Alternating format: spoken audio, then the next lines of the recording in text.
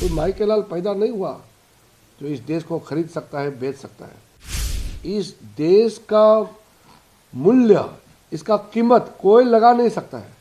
तो आराम से राहुल गांधी बोल दिया कि भारत को बेच दिया और कोई भारत को खरीद लिया। राहुल गांधी जी ने बजट पे भाषण देते समय बिना तर्क, बिना कोई सबूत और बिना नोटिस दिए वो इल्ज़ाम लगा रहे हैं।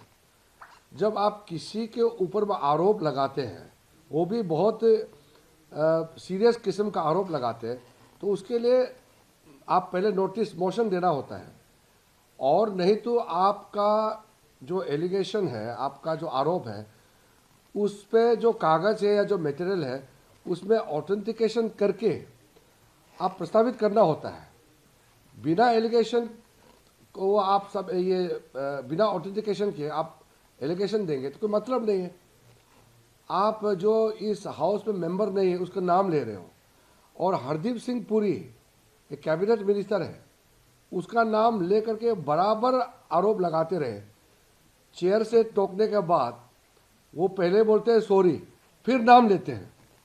खुद बोलते हैं राहुल गांधी कि ठीक है नाम नहीं लूँगा, रूल में नहीं तो नहीं लूँगा, फिर तुरंत नाम लेते हैं। कितना गैर जिम्मेदाराना काम करते हैं। तो हम अपने पार्टी की ओर से हम नोटिस सर्व करेंगे, स्पीकर साहब के वहाँ में नोटिस सर्व करेंगे, और राहुल गांधी जी को उसका ऑथेंटिकेशन करना होगा। जो सारा उसका भाषण, वो जो जितना भी गलत बात बोला है सब हट जाएगा, और जो अनपार्लियामेंट्री वर्ड यूज़ किया है वो भी हट जाना चाहिए। और विशेष करके जो उन्होंने झूठ बोला है, गलत बातें एलिगेशन लगाया, वो सब हटना चाहिए। ये हम लोग का निर्णय है।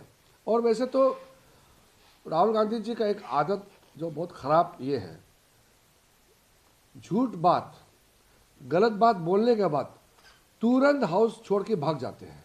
ये ठीक नहीं है। जब आप गलत आरोप लगाते हैं तो मंत्री का जवाब तो सुनना चाहिए। आज उन्होंने इधर उधर का कई बातें उन्होंने की है, तो जब वित्त मंत्री जी इसका जवाब देंगे 5 बजे तो रहना चाहिए। मैंने तो सदन में कहा कि राहुल गांधी जी को सुनने का भी आदत डालना चाहिए, और सदन में बैठ करके सुनना चाहिए, वित्त मंत्री का जवाब सुनना चाहिए। वो तो भाषण देने का साथ साथ उठ के चले गए, और उसके पीछे पीछे उसके कुछ मेंबर भी चले गए। तो आखिर में मैंने उनको याद दिलाया कि भारत देश को ना कोई बेच सकता है, ना कोई खरीद सकता है। इस देश का मूल्य, इसका कीमत कोई लगा नहीं सकता है। वो आराम से राहुल गांधी बोल दिया कि भारत को बेच दिया और कोई भारत को खरीद लिया।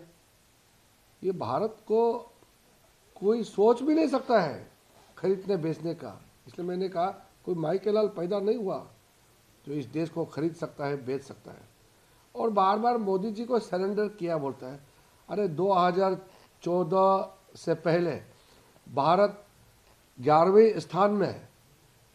लोगों के सामने में जाके हाथ फैलाते थे और लोग कहते थे कि भारत तो फ्रेजाइल 5 है, इकोनॉमी बहुत कमज़ोर है, टूटने वाले हैं, भारत को कोई सीरियसली नहीं लेते हैं।